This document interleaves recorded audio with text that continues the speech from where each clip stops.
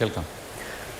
ശ്രീ സന്ദീപ് വാര്യർ, അന്തം വിട്ട പ്രതി എന്തും ചെയ്യും എന്നുള്ളതാണ് സോണിയാഗാന്ധിയുടെ പേര് ഇതിലേക്ക് വലിച്ചിഴയ്ക്കുക വഴി മുഖ്യമന്ത്രി ലക്ഷ്യമിട്ടത് എന്നുള്ളതാണ് KC വേണുഗോപാലിന്റെ പ്രതികരണം എന്ന് പറയുന്നത്. ആരാണ് അന്തം വിട്ട പ്രതി? എന്തിനാണ് അങ്ങനെ ചെയ്യേണ്ടി വരുന്നത്? അങ്ങനെയാണ് എങ്കിൽ എന്തിനാണ് മുഖ്യമന്ത്രിയും ഉണ്ണികൃഷ്ണൻ പോറ്റിയും തമ്മിൽ ഒന്നു ചേർന്ന് നിൽക്കുന്നതും ലാളിക്കുന്നതും ഒക്കെയായുള്ള ചിത്രങ്ങൾ നിങ്ങളുടെ KPCC രാഷ്ട്രീയകാര്യ സമിതി അംഗം N. സുബ്രഹ്മണ്യൻ പ്രചരിപ്പിക്കുന്നത്?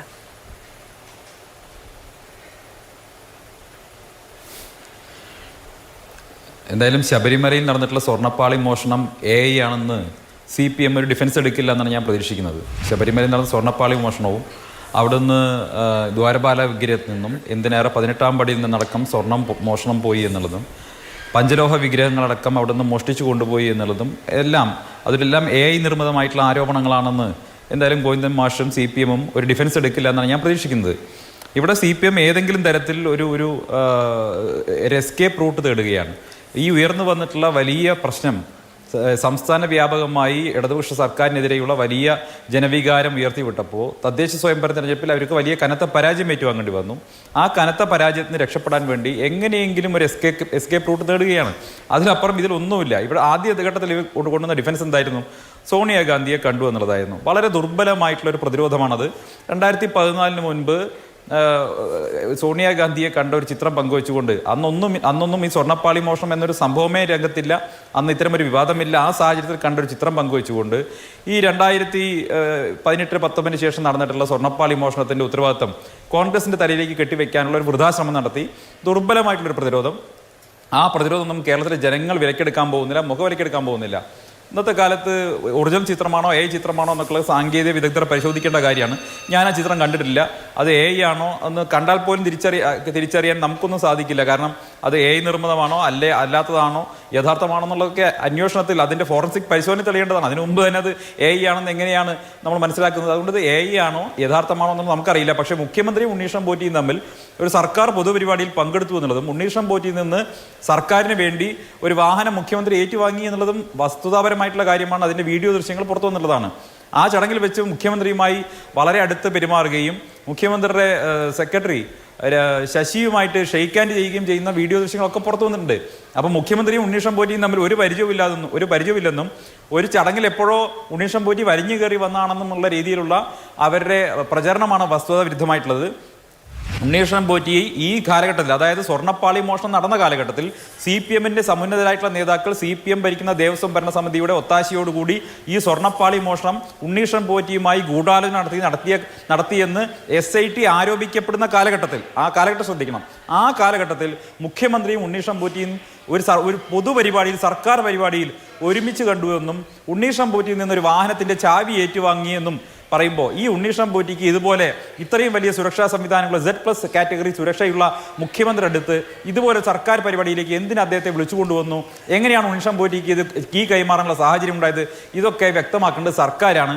ഇവിടെ പ്രതിരോധത്തിലായിട്ടുള്ളത് ഇടതുപക്ഷ സർക്കാരാണ്. ജനങ്ങൾ അവരെ ശിക്ഷിച്ചു ഈ തദ്ദേശ സ്വയംഭരണ തെരഞ്ഞെടുപ്പിൽ. അതിന്റെ ജാള്യത മറയ്ക്കാൻ വേണ്ടി ഒരു KPCC ഭാരവാഹിക്കെതിരെ ഒരു കേസ് എടുത്തുകൊണ്ടൊന്നും ആ ജാള്യൊന്നും മറയ്ക്കാൻ പറ്റില്ല. ശരി, ശ്രീ സന്ദീപ് വാര്യർ, ഇപ്പോ CPM-ന് എസ്കേപ്പ് റൂട്ട് തേടണം, അത് കോൺഗ്രസിന്റെ ചെലവിൽ വേണ്ടല്ലോ. ഈ ചിത്രം ആധികാരികമാണെന്ന് പരിശോധിച്ച് ഉറപ്പുവരുത്തി എന്ന് കോൺഗ്രസിന് അഭിപ്രായമുണ്ടോ?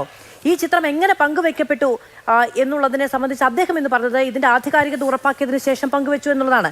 ഇനി അതവിടെ നിൽക്കട്ടെ. നമ്മളോടൊപ്പം ശ്രീ N. സുബ്രഹ്മണ്യൻ ഉണ്ട്. അദ്ദേഹത്തോട് ഞാനത് ചോദിച്ചോളാം. പക്ഷേ സർക്കാർ പൊതുപരിപാടിയിലാണ് ഇവർ ഒരുമിച്ച് പങ്കെടുത്തത്. ഇപ്പൊ സോണിയാഗാന്ധിയുടെ സുരക്ഷയുമായി ബന്ധപ്പെട്ട് അങ്ങേക്ക് എന്തെങ്കിലും തരത്തിലുള്ള അത് കുറവായി പോയി എന്നുണ്ടോ? ഇല്ല. സോണിയാഗാന്ധിയാണെങ്കിലും മുഖ്യമന്ത്രിയാണെങ്കിലും വളരെ വലിയ സുരക്ഷാ ക്രമീകരണങ്ങളും സുരക്ഷാ മാനദണ്ഡങ്ങളും ഒക്കെ പാലിച്ചുകൊണ്ട് മാത്രമേ അവിടെ ചെല്ലാനും സന്ദർശിക്കാനും കഴിയുകയുള്ളൂ.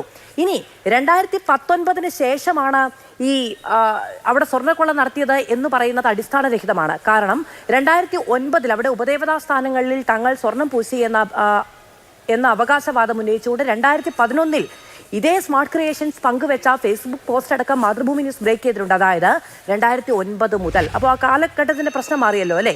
2009 മുതൽ ഈ വലിയ ഗ്യാങ് അവിടെ ഉണ്ട്. അവിടെ ഉണ്ടായിരിക്കുന്ന അട്ടിമറി, സ്വർണ്ണക്കൊള്ള, സ്വർണ്ണക്കടത്ത്, അതിൻ്റെയൊക്കെ റൂട്ട് ഇനിയും കിട്ടേണ്ടതുണ്ട്. ഇത് എന്തിന് കോൺഗ്രസിന്റെ ചെലവിൽ എന്നുള്ളതാണ്. നിങ്ങൾക്ക് എങ്ങനെയാണ് സോണിയാഗാന്ധിയുമായി കൂടിക്കാഴ്ച നടത്തി ചരട് കെട്ടിക്കൊടുത്തു തുടങ്ങിയ വാദങ്ങൾ വളരെ ദുർബലമാവുകയും മുഖ്യമന്ത്രിയോടൊപ്പം ഒരു പൊതുപരിപാടിയിൽ നിൽക്കുന്നു എന്നത് വലിയ ശക്തമായ വാദമായി മാറുകയും ചെയ്യുന്നത്? മാധു, ഇതിന്റെ സുരക്ഷയെക്കുറിച്ച് പറയേണ്ടി വന്നത് മുഖ്യമന്ത്രി തന്നെ സോണിയാഗാന്ധിയുടെ സുരക്ഷാ സംവിധാനത്തെക്കുറിച്ച് ചൂണ്ടിക്കാണിച്ചപ്പോഴാണ്. മുഖ്യമന്ത്രി വാർത്താ സമ്മേളനം നടത്തി എന്താ പറഞ്ഞത്? സോണിയാഗാന്ധിയെ പോലെ ഇത്രയും സുരക്ഷയുള്ള ഒരാളുടെ അടുത്തേക്ക് എങ്ങനെ ഉണ്ണികൃഷ്ണൻ പോറ്റിക്ക് എത്താൻ സാധിച്ചു എന്ന് ചോദിച്ചു. അപ്പം ന്യായമായും ശ്രീ പിണറായി വിജയന്റെ സുരക്ഷയും ശ്രീമതി സോണിയാഗാന്ധിയുടെ സുരക്ഷയും തമ്മിൽ ഞാനൊന്ന് താരതമ്യം ചെയ്തു. രണ്ടുപേർക്കും Z+ കാറ്റഗറിയാണ് രാജ്യത്ത് അനുവദിക്കപ്പെട്ടിട്ടുള്ളത്. മുൻ പ്രധാനമന്ത്രിയുടെ കുടുംബം എന്നുള്ള നിലയ്ക്ക് Z+ കാറ്റഗറി സുരക്ഷയാണ് ബഹുമാനിയായിട്ടുള്ള ശ്രീമതി സോണിയാഗാന്ധിയുടെ കുടുംബത്തിനുള്ളത്. അതേ സുരക്ഷാ സംവിധാനമാണ് മുഖ്യമന്ത്രി എന്ന നിലയ്ക്ക് കേരളത്തിലെ മുഖ്യമന്ത്രി ശ്രീ പിണറായി വിജയനും അനുഭവിച്ചു വരുന്നത്. അപ്പോൾ രണ്ടുപേരും ഒരേ സുരക്ഷാ മാനദണ്ഡ പ്രകാരം ഉള്ള VVIPകളായിരിക്കെ മുഖ്യമന്ത്രി പത്രസമ്മേളനം നടത്തി സോണിയാഗാന്ധിയെ സുരക്ഷയുടെ പേരിൽ പ്രതിക്കൂട്ടിലാക്കുമ്പോൾ ന്യായമായും അതേ സുരക്ഷാ സംവിധാനമുള്ള പിണറായി വിജയന്റെ ഒരു പൊതുപരിപാടിയിൽ എങ്ങനെ ഉണ്ണികൃഷ്ണൻ പോറ്റിയിൽ നിന്ന് ഈ ചാവി ഏറ്റുവാങ്ങി എന്നുള്ളത് കൂടുതൽ ഗൗരവതരമാണ്. ഒന്ന്, സോണിയാഗാന്ധിയോ അല്ലെങ്കിൽ സോണിയാഗാന്ധിയുടെ കുടുംബമോ ഈ ദേവസ്വം ബോർഡുമായി യാതൊരു തരത്തിലും ബന്ധമില്ലാതിരിക്കുകയും മാത്രമല്ല സോണിയാഗാന്ധിക്ക് ഇത്തരത്തിൽ ഒരു കാര്യത്തിൽ ബന്ധമുണ്ടെന്ന് CPMന്റെ നേതൃത്വത്തിന് പോലും സംശയമില്ലാതിരിക്കുകയും ചെയ്യുന്ന സാഹചര്യത്തിൽ സോണിയാഗാന്ധി എന്തിനാണ് ഇതിലേക്ക് വലിച്ചടിക്കുന്നതെന്ന് ഇപ്പോഴും മനസ്സിലാകുന്നില്ല. അത് സാമാന്യ യുക്തിയല്ലേ? സോണിയാഗാന്ധിക്ക് ശബരിമലയിലെ സ്വർണ്ണപ്പാളി മോഷണവുമായി വല്ല ബന്ധമുണ്ടെന്ന് ചോറ് കഴിക്കുന്ന ആർക്കെങ്കിലും സംശയമുണ്ടോ? CPMന്റെ നേതൃത്വത്തിന് സംശയമുണ്ടോ? CPMന്റെ അഖില നേതൃത്വത്തിന് അങ്ങനെ ആരോപണമുണ്ടോ? 2009 മുതലുള്ള കാര്യങ്ങൾ പുറത്തു വന്നുകൊണ്ടിരിക്കുമ്പോൾ 2009 മുതൽ കോൺഗ്രസ് അധികാരത്തിന് പുറത്തൊന്നുമല്ല.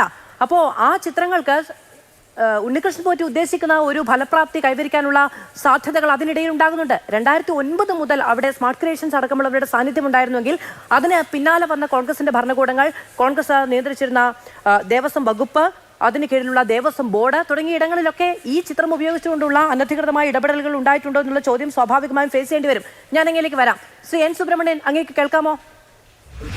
അല്ല, ഒരു സെക്കൻഡ്, ഒരു മിനിറ്റ്, ഞാൻ വരാം സന്ദീപ്.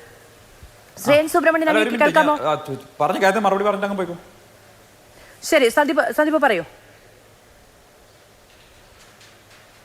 മധു, 2009 മുതൽക്കതല്ലെന്ന് ഈ പറയുന്ന സ്ഥാപനം വിവിധ ക്ഷേത്രങ്ങളിൽ പല കാലഘട്ടങ്ങളിൽ സ്വർണം പൂശുന്ന അടക്കമുള്ള പ്രവൃത്തികൾ ചെയ്തിട്ടുണ്ടാവാം എന്ന് കരുതി അവിടെ എല്ലാം ഉണ്ണികൃഷ്ണൻ പോറ്റി എടുത്ത് സ്വർണം കൊടുത്തു എന്ന് ആർക്കെങ്കിലും ആരോപണമുണ്ടോ? ഇവിടെ ഹൈക്കോടതിയിൽ മേൽനോട്ടത്തിൽ നടന്ന അന്വേഷണം ഇവിടെ കണ്ടെത്തിയതെന്താ? അവിടെ ഒന്നും നിങ്ങൾ ഈ പറയുന്ന മാതൃഭൂമി നടത്തിയിട്ടുള്ള അന്വേഷണത്തിന്റെ ഭാഗമായിട്ടുള്ള ഒരു കാര്യം ഇതുവരെ കണ്ടെത്തിയിട്ടില്ല. അങ്ങനത്തെ ഒരു ആരോപണം പോലും ആരും ഉന്നയിച്ചിട്ടില്ല. ഇപ്പൊ 2009 സ്മാർട്ട് ക്രിയേഷൻസ് അവിടെ സ്വർണം പൂശി എന്ന് കരുതി 2009 മോഷണം നടന്നു എന്ന് ആരെങ്കിലും പറഞ്ഞിട്ടുണ്ടോ? അങ്ങനെ ആക്ഷേപമുണ്ടോ? വെറുതെ അങ്ങ് പറയല്ലേ. അല്ല, ഈ സ്മാർട്ട് ക്രിയേഷൻസിന്റെ CEO ഇപ്പൊ എവിടെയാണ് എന്ന് അങ്ങേക്ക് അറിയാമോ? സ്മാർട്ട് ക്രിയേഷൻസുമായി ബന്ധപ്പെട്ട വലിയ തരത്തിലുള്ള ആരോപണങ്ങൾ ഇതിനു മുൻപ് തന്നെ ഉണ്ടായിരുന്നു. SIT അതിലൊക്കെ അന്വേഷണം പോകുന്നില്ല എന്ന ഇടക്കാലത്ത് ഒരു കോടതി പരാമർശമുണ്ടായപ്പോൾ കോൺഗ്രസ് അതിനെ പിന്തുണച്ചില്ലേ? SIT പോകുന്ന വഴി മാത്രമാണ് അന്വേഷണം എന്ന നിലപാട് കോൺഗ്രസിന് എപ്പോഴാണ് ഉണ്ടായത്?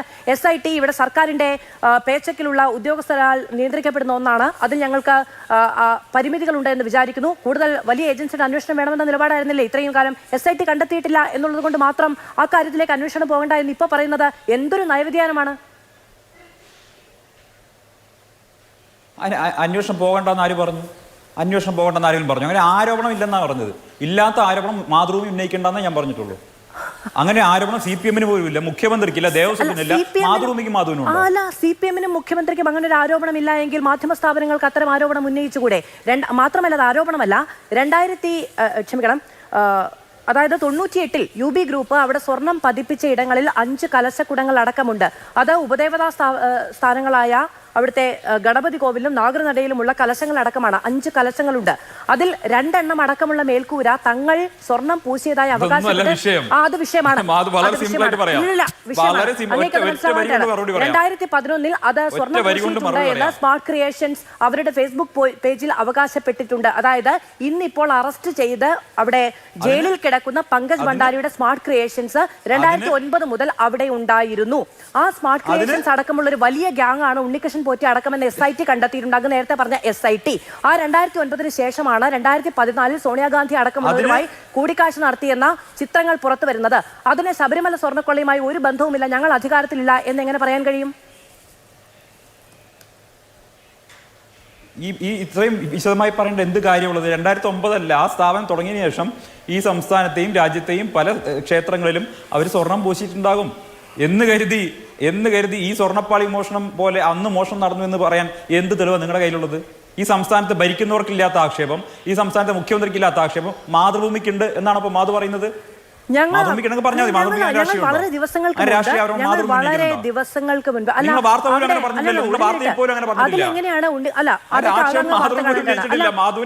രാഷ്ട്രീയ ആരോപണം ഞാൻ എന്താണ് ഉന്നയിച്ചത്? ഞാൻ എന്ത് രാഷ്ട്രീയ ആരോപണം? മാതൃഭൂമി അങ്ങനെ ആക്ഷേപം ഉന്നയിച്ചിട്ടില്ല. അവര് ഒരു സ്ഥാപനം നിലയ്ക്ക് പല ക്ഷേത്രങ്ങളിലും പല പരിപാടി ചെയ്തിട്ടുണ്ടാവുന്നേ. നമ്മളിപ്പോ ശബരിമല സ്വർണ്ണക്കൊള്ളയുമായി ബന്ധപ്പെട്ടാണല്ലോ അത്തരം വാർത്തകൾ അങ്ങാണ് 2014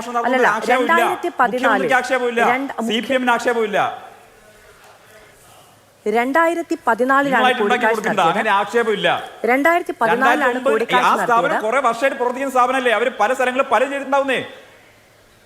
അവരെത്ര കാലം മാതൃഭൂമി എത്രയോ കാലം പ്രവർത്തിക്കുന്നില്ലേ? എന്ന് കരുതി അതുപോലെ ഈ സ്ഥാപനം ഒരുപാട് കാലമായി പ്രവർത്തിക്കുന്നു. അവർ ശബരിമല ചെയ്തിട്ടുണ്ടാവും, മറ്റ് ക്ഷേത്രങ്ങൾ ചെയ്തിട്ടുണ്ടാവും എന്ന് കരുതി എന്ത് വിദണ്ഡവാദമാണ് ഈ പറയുന്നത്? ശരി, ഞാൻ പറഞ്ഞോട്ടെ. 2014 കൂടിക്കാഴ്ച നടത്തിയത്. ഈ സ്വർണ്ണക്കൊള്ള നടക്കുന്നത് 2019 മുതലാണ്. അതുകൊണ്ട് അല്ല, ഞാൻ പറയട്ടെ ശ്രീ സന്ധ്യവാരൻ, അങ്ങ് പറഞ്ഞപ്പോൾ ഞാൻ മിണ്ടാതിരുന്നല്ലോ. അതുകൊണ്ട് തന്നെ അതിന് മുൻപ് നടന്ന കൂടിക്കാഴ്ചയ്ക്ക് ഇതുമായി ഒരു ബന്ധവുമില്ല എന്ന് അങ്ങ് പറഞ്ഞതുകൊണ്ടാണ് 2019 2009 മുതൽ അവിടെ ഇടപെടലുകൾ ഉണ്ടായിട്ടുണ്ട് എന്ന് ഞാൻ അങ്ങയുടെ ശ്രദ്ധയിൽ വരുത്തിയത്. അല്ലാതെ മറ്റൊരു ആരോപണമല്ല. ഈ വാർത്ത മാതൃഭൂമി ബ്രേക്ക് ചെയ്തിട്ടില്ല എന്ന് എന്നേക്കാൾ ആധികാരികമായി പറയേണ്ടതില്ല. ഞാനതിലൊരു ക്ലാരിറ്റി വരുത്തിയതാണ്. അതെ, പല ക്ഷേത്രങ്ങൾ വരുന്നുണ്ട്. ഇവിടെ അജന്ത എല്ലോറ വരെ പോയിട്ടുണ്ട് എന്ന് പറയുന്നു. അവിടെ അന്വേഷണം നടക്കട്ടെ. എന്തായാലും ഞാൻ അങ്ങനെയൊക്കെ വരാം.